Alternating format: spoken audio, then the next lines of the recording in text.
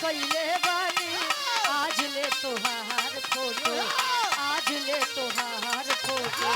करे जवाब में धैले बानी आज ले तोहार फोटो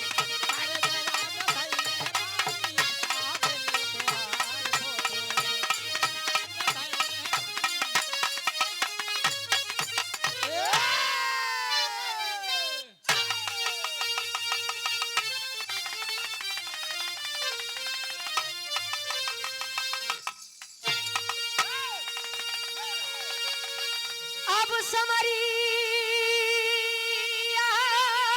राम रे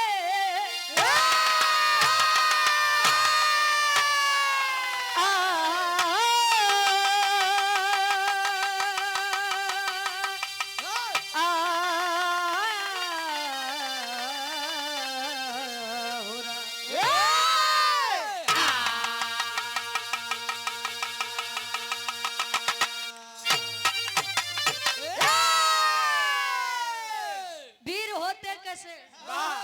किस लिए किसी का इतिहास गाया जाता है और एक बात जान लीजिए इतिहास उन्हीं का गाया जाता है जिनके अंदर बगावत करने की क्षमता हो और बगावत सब नहीं कर सकते वीरताई सदैव खून में पाई जाती है कोई चाह ले कि मैं जाके वीरताई दुकान पे खरीद लूं तो क्यों खरीद ले का नहीं खरीदे मर्द हमेशा पानीदार अच्छा लगता है चाहे वो पहले के मर्द होखे चाहे वो आज के मर्द होखे पानीदार के मतलब जानो थे कहे रघुकुल रीति सदा चली आई मेरा रूप जुलुम ढाई आए नहीं कि ना वीर रहा ये पूरी बातें बदल देते हैं कहे रघुकुल रीति सदा चली आई और प्राण जाई पर वचन न जाई बात के लिए मैं अपनी जान दे सकता हूँ लेकिन अपनी बात को कटने नहीं दूंगा अगर आज के समय में भैया 10 सदस्य घरे में तो 4 जने अपने बात पे टिकी हैं जेके पानीदार मर्द कहा थे और 6 जने सुबेरे का कहिए संझाले का होई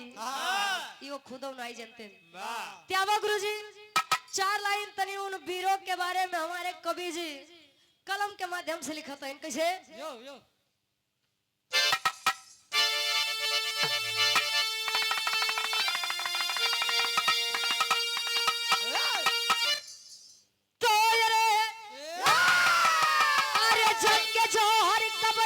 बिगुल जंग में रंग लाती थी लोरिक की थी जब जवान रक्त की बूंद में खून है खून का और लोरिक के लइका या भोरिक की कहानी और की छाती पे गर्जन करे सर्वदा बोला या भोरिक माँ क्यों न पिंडदान हुआ अरे मजरी कहे गुलामी न मंजूर मुझको करे हकी यदा वो ही बलवान हुआ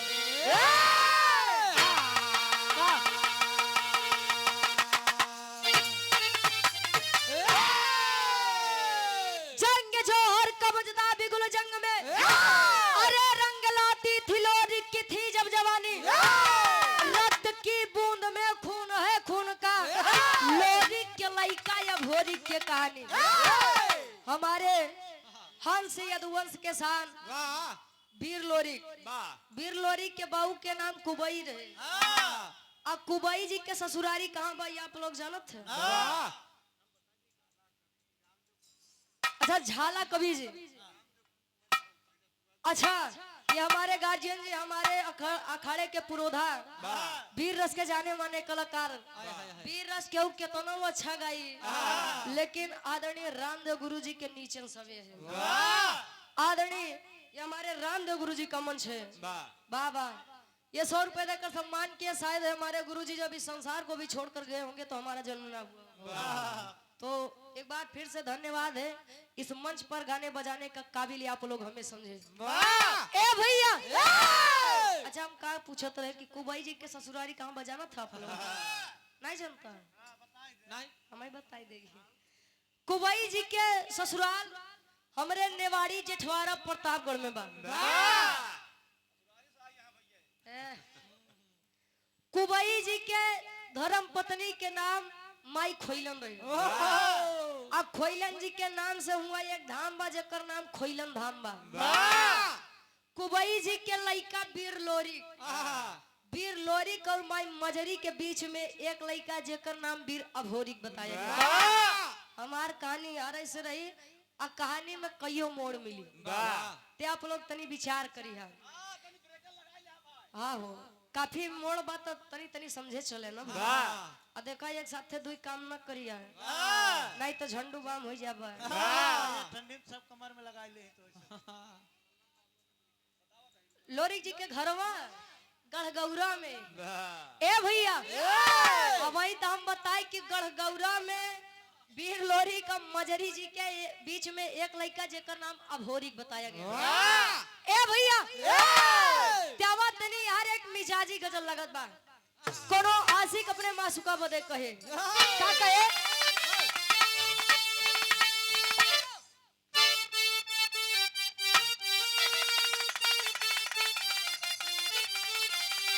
कहे अरे परवाने जल रहे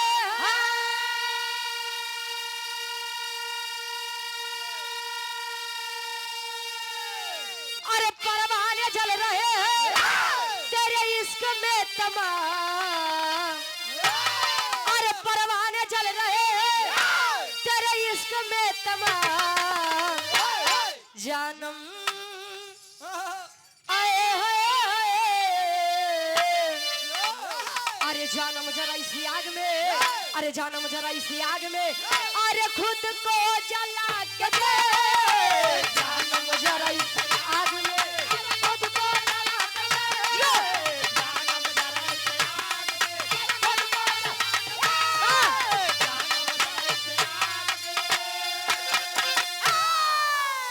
कहे परवाने जल रहे हैं तेरे इश्क में तमाम। अजानम जरा इस आग में खुद को जला के दे।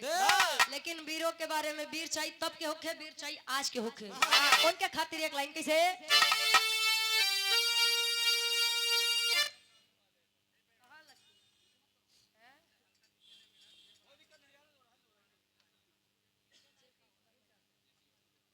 और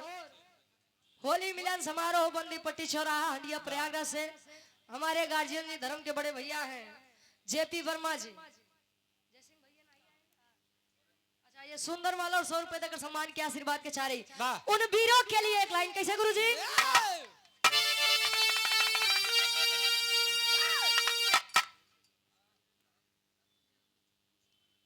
गुलाब चंद यादव जी जो कि पूर्व सपा नेता है बैरी परवा से 100 रुपए देकर सम्मान के आशीर्वाद के चारे कहे अरे बोला है वीर बघेला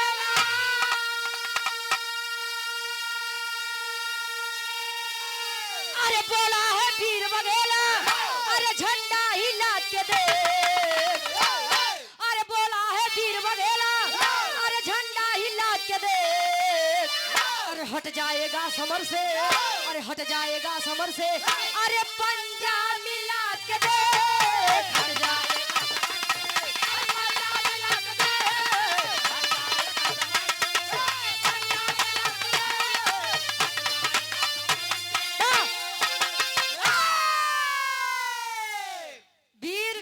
सदैव सामने से वार करते हैं ना कि पीछे से वार करें। अरे पीछे से वार करो थे गुरुजी।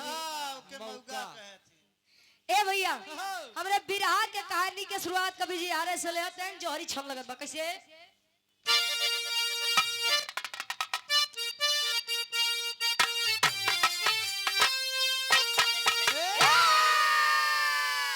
ध्यान देंगे। अरे तेरे कदिन मजरी माता से भोर के आके बोल कब से तुम हो मासोई। अरे अब तो अखियां खोल तो पिताजी मेरे सामने तलवार हाथ में साजे कहने जिनके माँ दुर्गा अरे माता नहीं विराजे नंदनगढ़ में जब जाते पसीना अंदर सटे जो सटे वो एक कमीना जियो जियो बस बस बस ए वीर वाह जी अब प्रयागराज के से आदरणीय हमारे गार्जियन जी महेश यादव जी बनपुरवा से समाज सेवी है 100 रुपए देकर सम्मान के आशीर्वाद के चाह रही वाह ला राहुल भैया बड़ी मेहनत कर हाथ तो ले लिया ए भैया कहानी के तरी ध्यान दा आशा नहीं पूर्ण विश्वास बा कहानी शीशा के जैसा साफ होई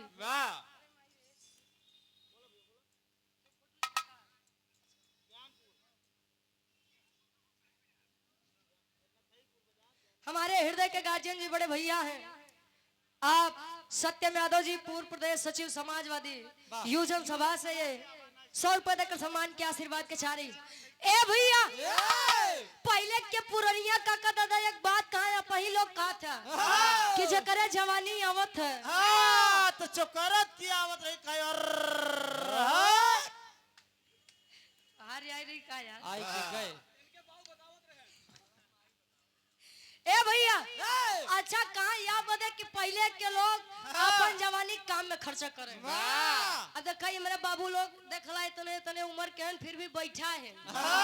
आई मेरे बड़का भैया लोग भाई देखा बिरहा पूरा न होई लेकिन केहू यार भोगी है तो केहू यार यार खड़े खड़े गोड़ की जाए तई लोग महुआ खाए वाली इनकर लोग के महुआ खाए वाली दे हैं यार खैर बाकी जाए दे बात ए भैया धीरे धीरे समय बीता वीर ये भोरी बाल्यावस्था से जब किशोरावस्था में प्रवेश किया मतलब जब लड़की से जब ओकरे जवानी आए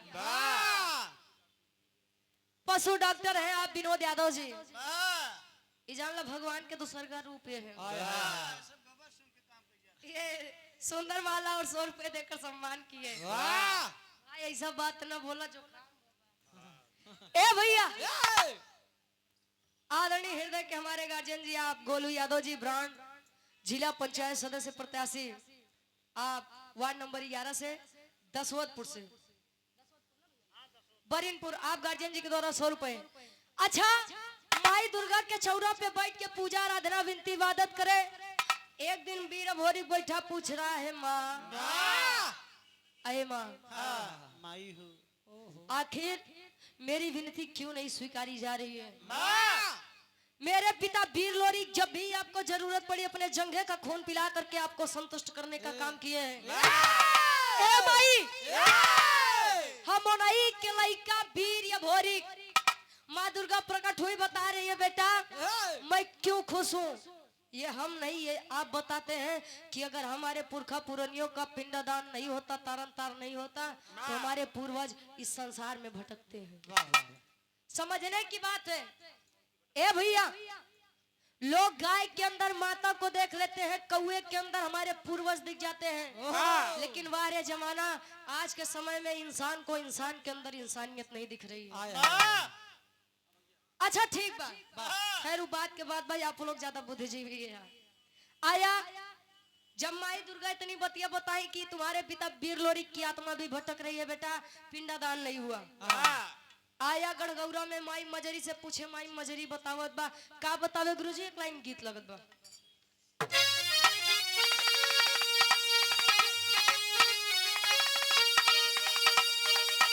बिरहा सम्राट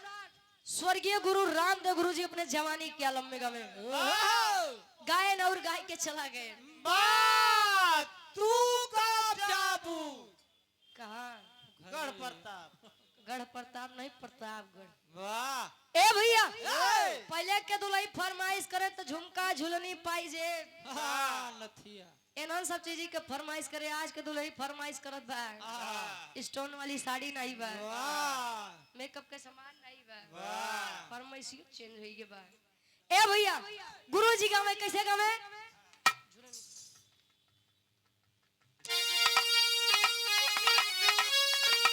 अरे त झुलनी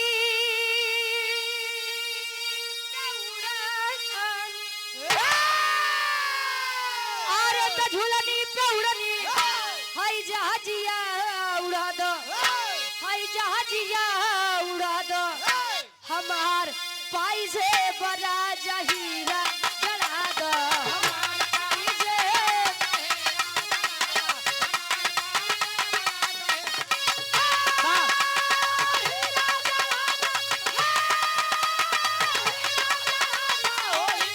हमार पाई से बड़ा जहीरा जला दो हमार पाई से बड़ा जहीरा जला दो।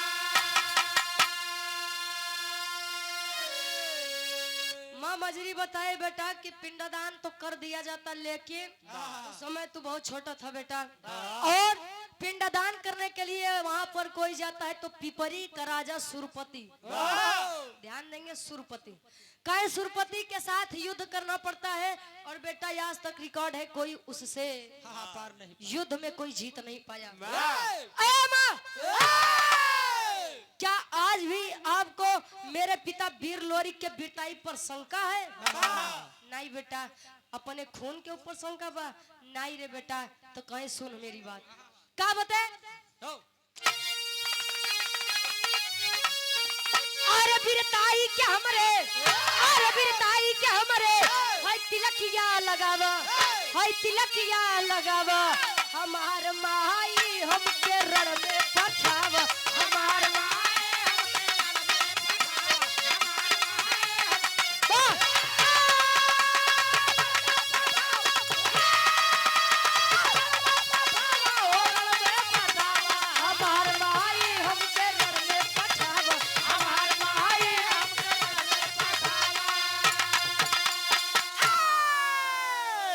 श्याम धर यादव जी ठेकेदार साहब ये दसवतपुर से 100 रुपए देकर सम्मान के आशीर्वाद के चाह रही कहे अरे बाढ़ल गुमान बाटे अब दुश्मन के भारी मिटाऊ खानदान बाटे पूरी तैयारी मिटाऊ खानदान बाटे पूरी तैयारी मिटाऊ खानदान बाटे पूरी तैयारी अरे त ममता के प्रीतिया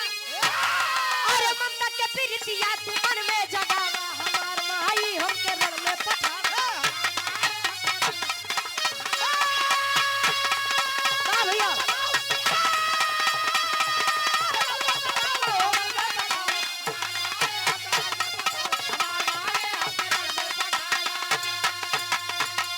ए भैया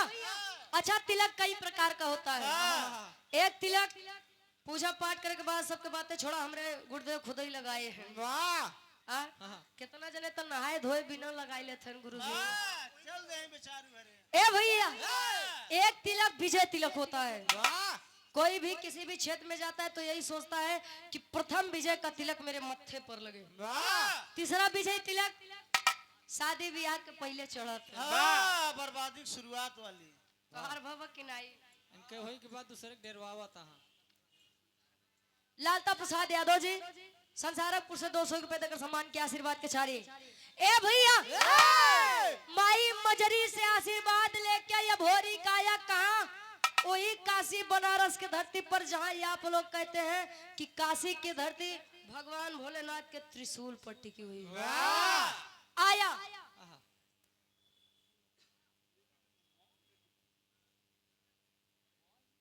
हमारे गार्जियन जी सम्मानित आप प्रदीप कुमार राजा पासी अच्छा अपनी है भावी जिला पंचायत सदस्य वार्ड नंबर 12 से कारीगांव से ये 500 रुपए देकर सम्मान के आशीर्वाद के चाह रही आया तो ही काशी घाट के किनारे एक पंडा से मुलाकात होत बा एकदम भोरहरिया के बेला रहे लगभग 5 या 4 बजे रही शशिधर पंडा से मुलाकात हुई तो जब देखत बा तो एक बात पूछत बा उ पंडा का पूछे एक लाइन गीत लगत बा गुरुजी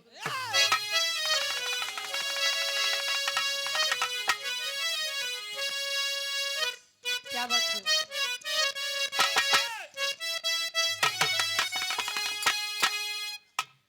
पहले के समय में शादी ब्याह होके तो गौना 3 साल 5 साल 7 साल 9 साल 11 साल इतने साल में जाए तो अच्छा पहले के लोगन के अंदर सहन करे के क्षमता रहे इतना खुल के ए भैया फिर भी आज के समय में शादी ब्याह हो तो सीधे विदाई करा पहले के समय में जब गौना के दिन पड़े तो बेचारी दुल्ही डराए कि हमका सास ससुर कैसे मिली है, हमका हमार दुल्हा कैसे मिली। आज के समय में तो सास ससुर बेचारे डरात है, हमका दुल्ही कैसे मिली, पतो कैसे मिली, पता ना महीना 6 महीने साथे रहाई दे कि नहीं रहाई दे। अच्छा एलसी से ज्यादा तो भैया बाबू लोग डरात है, पता ना महीना 2 महीना जिए दे कि डाले कंडाले में। ए भैया अभी ज्यादा नहीं, 1 हफ्ते की बात है, अम्बेडकर नगर में 45 साल की महिला थी, उसके 5 बच्चे थे। पति के अलावा भी उसका बाहर अफेयर था। पति को जानकारी हुई, अफेयर मतलब पति के अलावा भी बातचीत कहीं और होती थी। पति को खबर हुई, कहीं काम करते आप बोरिया बिस्तर बांध आओ, चल हम तो खुद खुशी खुशी ले आई के चलत ले गया। प्रेमी के हाथ में अपनी पत्नी का हाथ थमा दिया। लौट के आया तो गांव देश वाले पूछे, अरे यार 45 साल के अपन मेहरारू तो छोड़ दिया, 5-5 ठी तो हर गदेला है, कहाँ जाएंगे। कहे भाई साहब सौंप देते जियत ही, कतो न लेके जाई तो हमारो हाल, वही ड्रम में जाई, हमार गदेला कहाँ जाते।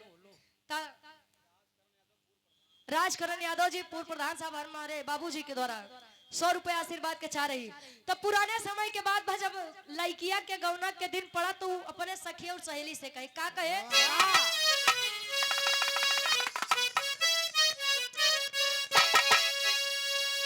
अरे जब से गवनवा के,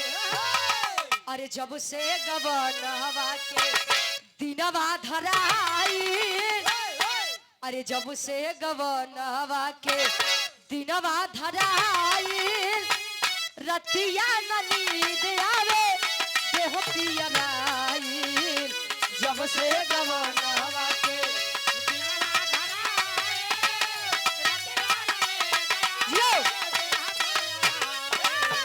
जब से गवनवा के। लेकिन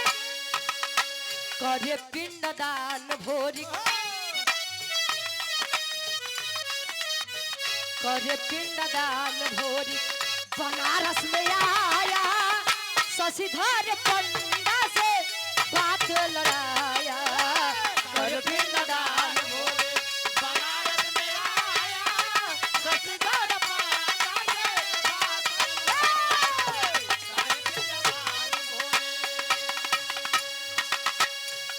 आया। मुलाकात हुई शशिधर पंडा से, अच्छा यही है दुनिया साहब। शशिधर पंडा से मुलाकात हुई, वीर्य भोरी को देखा, पूछा, बेटा इतनी सुबह सुबह इस घाट पर कोई बात है क्या। कहे बाबा मैं गढ़गौरा से चलकर आया हूँ, मेरे पिता वीर लोरिक, लोरिक के नाम सुने शशिधर पंडा कहे, हो बहुत बढ़िया वीर थे बेटा, और प्रमाण मिलता है कि आज तक तेरे पिता के सामने अच्छे अच्छे वीर नहीं टिके। जो पंडा आज उन्हीं की तारीफ कर रहा है, यही पिंडदान का नाम सुनते ही पीछे हो गया। ए बेटा तू अब चाहे लोरिक के लइका हुआ, चाहे जिंदर के। ए भैया लेकिन पिंडदान मैं नहीं करवा पाऊंगा। कहे क्यों, कहे जाए दे बेटा, अबे तोर खेले खाए के उम्र बा, अबे खेल अखा नहीं तो तेहू जाबे, तेहरो साथे शशिधर पंडा जइहे। तब कहे का,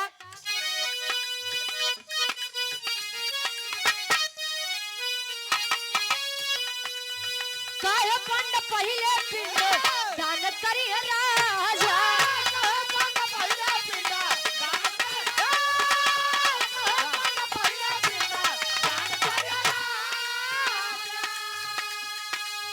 जबरदस्ती करबा बच्चा रण में मारा जावा, जबरदस्ती करबा बच्चा रण में मारा, जबरदस्ती करबा बच्चा रण में मारा जावा, जबरदस्ती करबा बच्चा रण में मारा जावा। तब सुन के खबर भोरी, सुन के खबर भोरी, घर में गुस्सा आया, शशिधर पंडा से बात लड़ा। ये सियानाथ सरोजी कारी गांव से भावी प्रधान पद के प्रत्याशी हैं, 100 रुपए देकर सम्मान की आशीर्वाद के चाह रही। योगेश यादव जी ढेला बनपुरवा से 100 रुपए आशीर्वाद के चाह रही। वीर भोरी के तनी बतिया सुनाए भैया, निकाल के तलवार गर्दन पर रख दिया। पिंडादान करवोबे कि नहीं करवोबे? करवोबे कि नहीं करवोबे?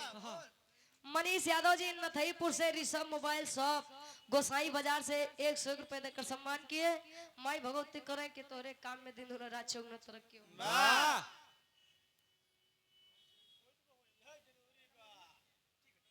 अच्छा अच्छा यही है मनीष यादव भैया। वैसे खैर आप लोगों के बड़ा फायदा बा, रोज नए नए मोबाइल लॉन्च ए भैया। अच्छा तनी गौर करिए, आप बेचारा शशिधर पंडा खड़ा रहे, धीरे धीरे बैठक चालू लगा नहीं हो रहा। अरे साला पिंडादान नहीं करवाओ तो ई मार दे, पिंडादान करवाई दे तो वो मार दे।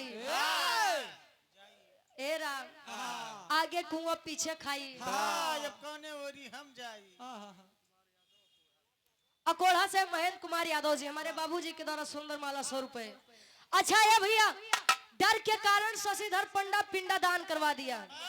पिंडादान तक बात अब बिहार समाप्त बा। राम गोपाल यादव जी महाराज जी, अच्छा राम गोपाल गौड़ जी महाराज जी हमारे 100 रुपए देकर सम्मान किया। और ये 100 रुपए सियानाथ सरोजी कारीगांव भावी प्रधान पद के प्रत्याशी हैं कैलाश यादव जी ग्राम संसारापुर से आशीर्वाद के चाह रही। ए भैया अब पिंडादान वाली बात यार खत्म, अब एक छोड़ा। अब यार शशिधर पंडा वीर भोरी का आपस में बैठ के विचार करते हैं, वार्तालाप करते हैं। यार पिपरी के राजा सुरपति के खबर चली। ए भैया हजारों की पलटन सजा करके घोड़े पर सवार आ गया कहा, यही बनारस के धरती पर। अब शशिधर पंडा लगे बेचारा हिले कहीं जा सर तू तो जाबई करबा, हम को लेके जाबा कहीं बाबा तू तनी रुका रहा, पहले जौन होई वीर अभोरी के होई ओकरे बात तोए होई।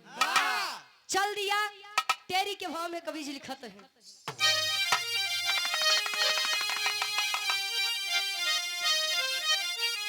अरे राम जवानी जंगी जूझे जमके,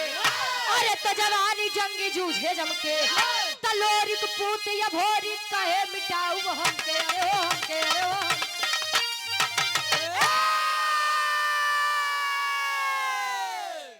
लोरी पूत भोरी कहे मिटाऊ हमके, जवानी जंगी जूझे जमके। हम का मतलब आवा सरऊ आ जाए तो तुम्हें पता लागे। लोग कुकुरन के फौज लाई के बड़का वीर बनत रहे। अच्छा ये भैया एक तरफ हजारों की फौज लिए सुरपति, एक तरफ वीर भोरी का केला है। जौने समय भाई साहब तेगर तलवार भाजे सैकड़न वीर ऐसे धराशायी हो जाए। होत का मेरे बिरहा के आखिरी गीत लगत बा।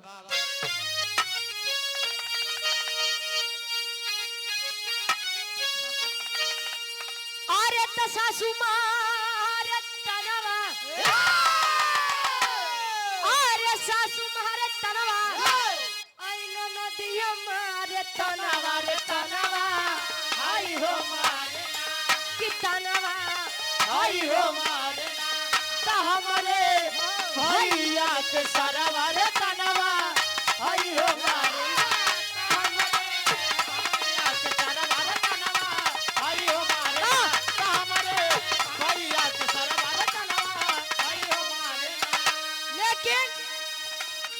लोरी के पुतवा गरजा,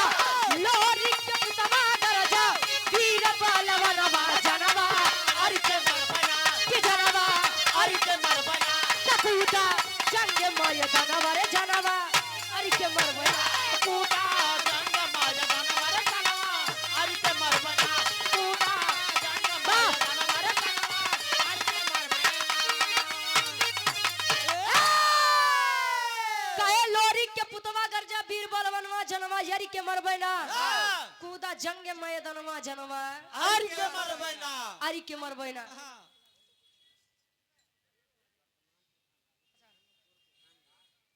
हमारे हृदय के गार्जियन जी जो कि भावी प्रधान पद के आप प्रत्याशी हैं प्रेजेंट टाइम में और पूर्व प्रधान यहाँ पर रह चुके हैं हमारे अवध कुमार बिंद जी पूर्व प्रधान जी मुसौला से ये सुंदर माला और 500 रुपए देकर सम्मान के आशीर्वाद के चारी ए भैया बैठ जाए तो ले लिया अब भी रहा में डिस्टर्बेंस ना होके हाँ बैठ जाए तब खींचला कोनो दिक्कत नहीं बा ए भैया अच्छा वीर या भोरी जब तेगत तलवार भाजे तो छप धीरे धीरे करते करते भैया डबरू गुरु जी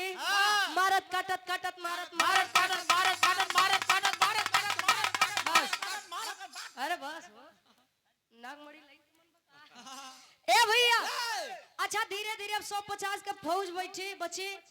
तो जे बच्चा लगे सुरपतिया के मने मन गरियावे ये करे सारे के चक्कर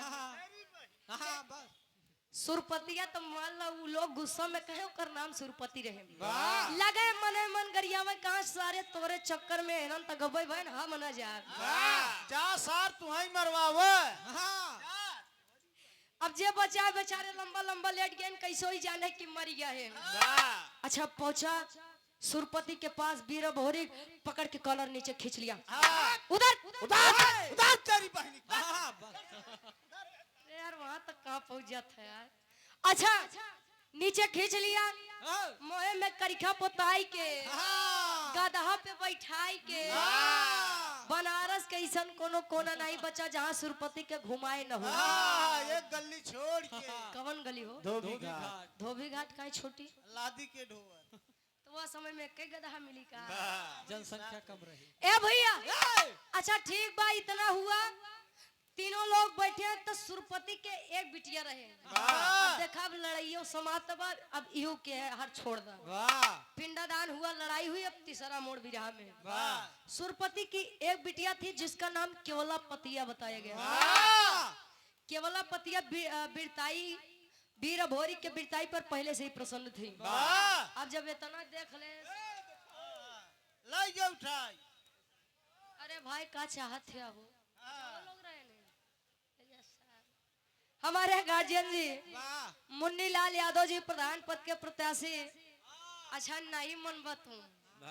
151 रुपए देकर सम्मान किए आशीर्वाद के चाह रही हमें हार सम्मान करके लौटाए हार लौटाए दे भाई अब जाए दब पैसा के ए भैया केवला पतिया अब तो देखना चाहती थी आखिर वीर भोरी है कौन अब केवला पतिया के एक अंदर बड़ी खासियत रहे वो जादू के विषय में बड़ी जानकार रही आइस तो पूछत बा अच्छा मेहरारू के आदत होते हो इशारा में बड़ी बात करो थे शशिधर पंडा के देखे तो पूछत बा ए बाबा हमसे ज्यादा तो तुम ही बढ़िया बोलत हो तो शशिधर पंडा इशारा करत है ने बेटी इहे या कि जे तोहार बाबू केतना दिन के बनी बनाई इज्जत माटी में लई गवा ये या तब ले केवल पतिया करत है का गुरुजी पापट के भाव में कभी जी लिखत है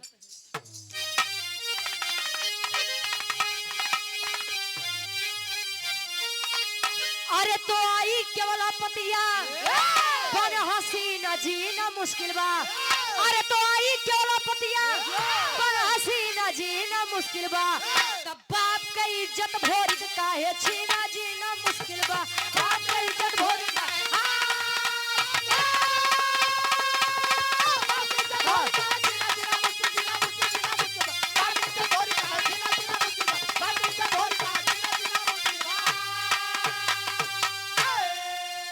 जादू चलाई दिहली सुगना बनाई हो पिजरा में कैद करके पिपरी लेके आई हो अरे कहे कुंवारी जिया बनाई तोहरो बिन जीना मुश्किल बा तब बाप के इज्जत भोरी काहे अब छीन जीना मुश्किल बा बस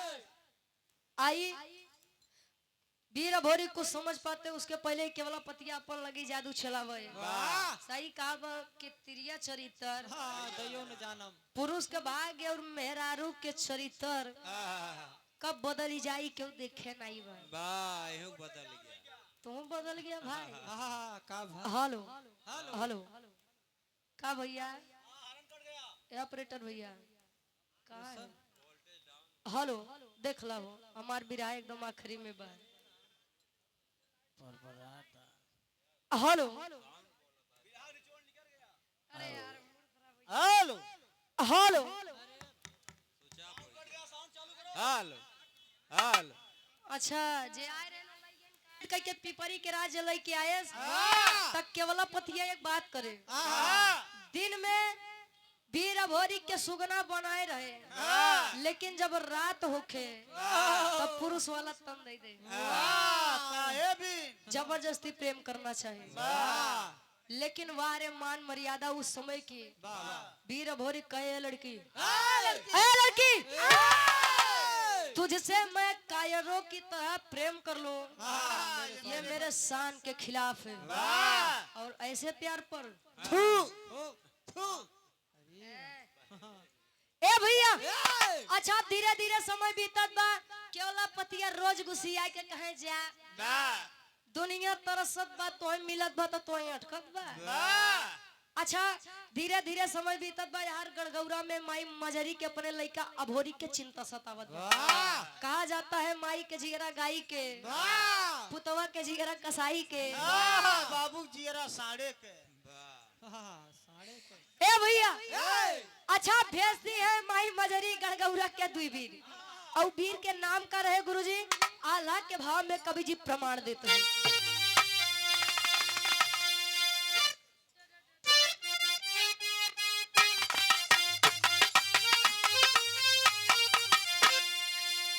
आप जोखन यादव जी प्रधान जी उमरपुर से 151 रुपए आशीर्वाद के चारी कहे तड़पेली मजरी माता गौरा के नगरिया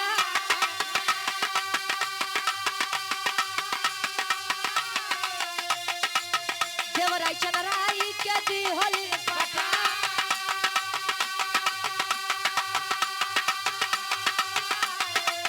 धीरे धीरे आई गईले काशी के धरतिया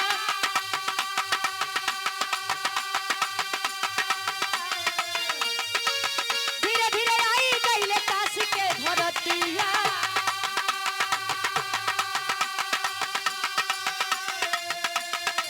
शशिधर पंडा हो गई लन बेटा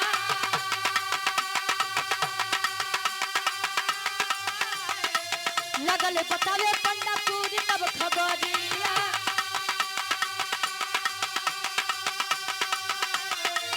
लगल बतावे पंडा पूरी तब खबरिया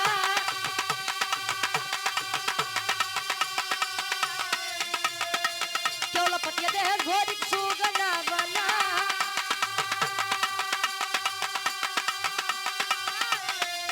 माई के बोलाई लिहल दुनहु हो बीरावा हेलो हेलो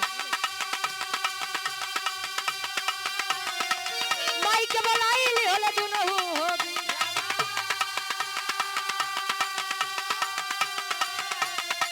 झूमी झूमी जोगी बन के भजन रहेगा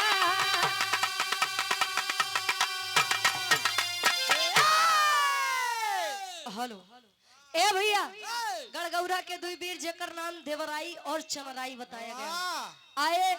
बनारस के धरती पर शशिधर पंडा से मुलाकात हुई कहे बाबा गौरा से कोनो वीर आए रहा का भाई हाँ बेटा बहुत अच्छा वीर था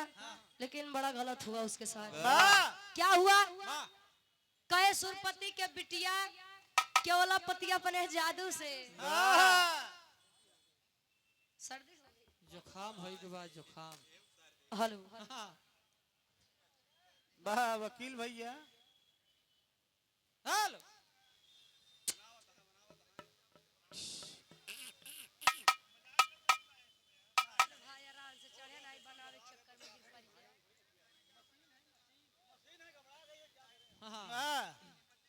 हेलो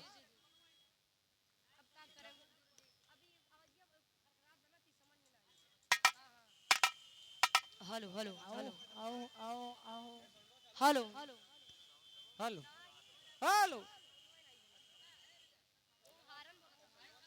एक गड़बड़ी हो गई क्या गड़बड़ी हो गई चाहे वो सुरपति को हरा तो दिया लेकिन सुरपति की एक बिटिया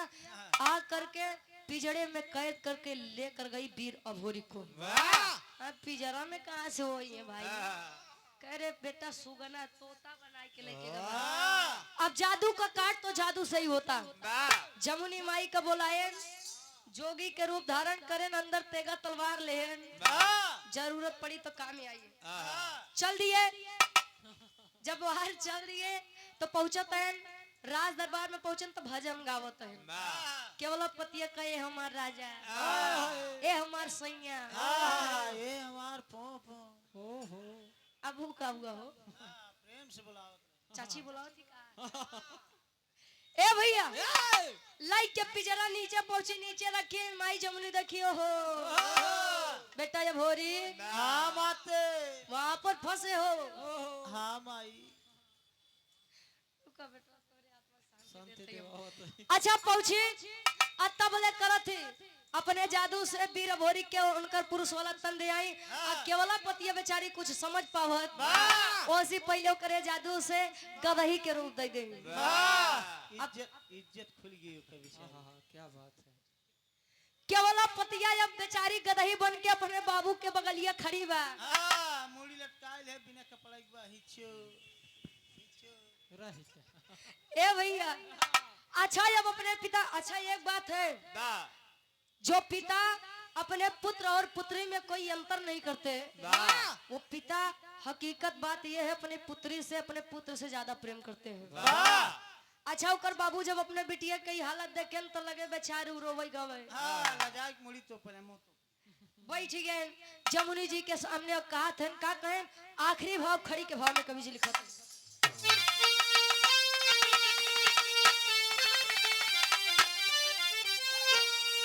अरे तमाने गलती जमुनी के अरे तमाने गलती जमुनी के हई चरनिया धई के अरे तमाने गलती जमुनी के हई चरनिया धई के हम आई भाई तू बहिनी वचनिया कही हमार भाई तू बहिनी वचनिया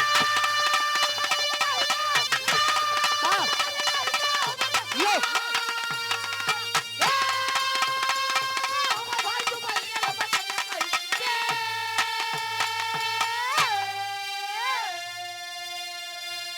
बिरहा में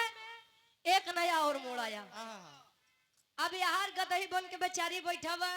सुरपतिया बेचारा बैठ के तुम्हार बहन समान हम तुम्हार भाई समान। जो पानीदार मर्द होता है साहब उसका शान मार दीजिए जान मारने की जरूरत ही नहीं है। शर्म के मारे पानी पानी होकर वो खुद ही मर जाएगा। जे पानीदार मर्द बा ऊ। अच्छा सुरपति बैठ गया अब वीर भोरी मार घुसियाए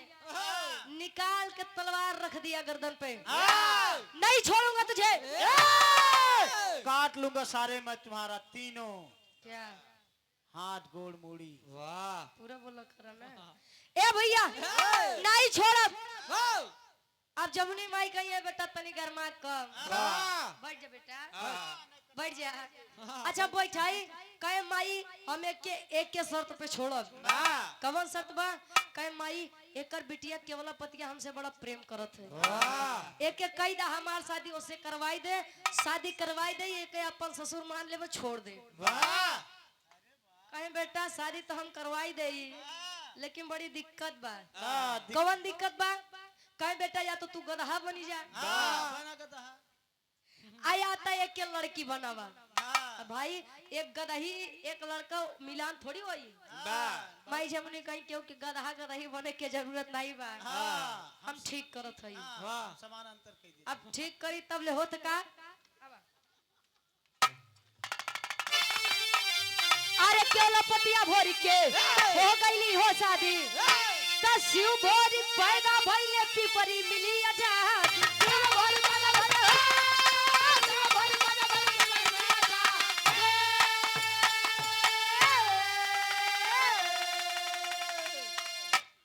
आकाश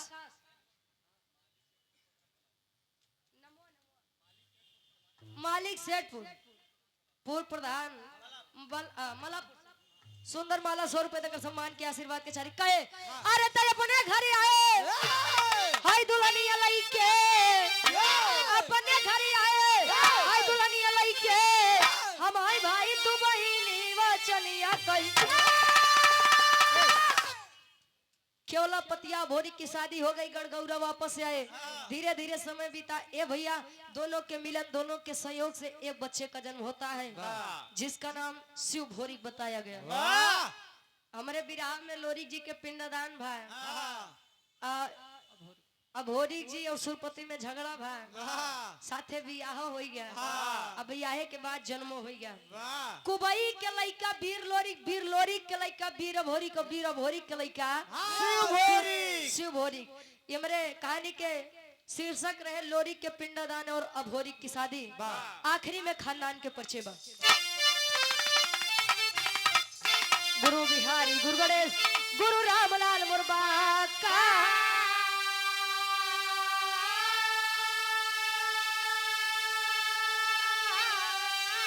अरे स्वर्ग विराजे कवि चंद्रिका, बच्चन का विजय पताका।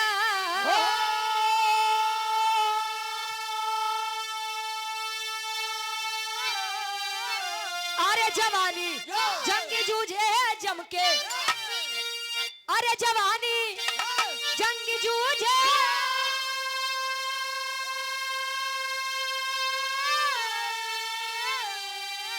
अरे जवानी जंग जूझे जम के। ग्वाल वंशी रुचि बरी का नापे पानी, जवानी जंग जूझे जम के।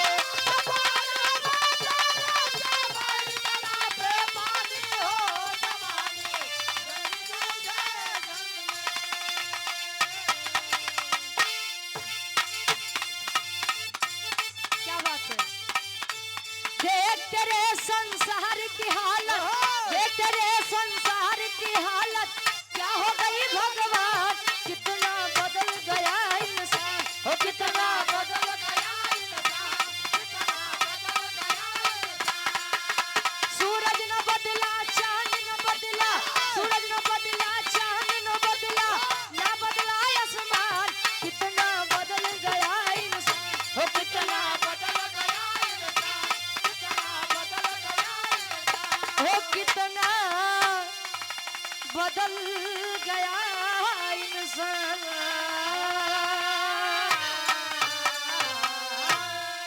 गायो बजावे का सुनो में कोनो भी गलती कसूर भई।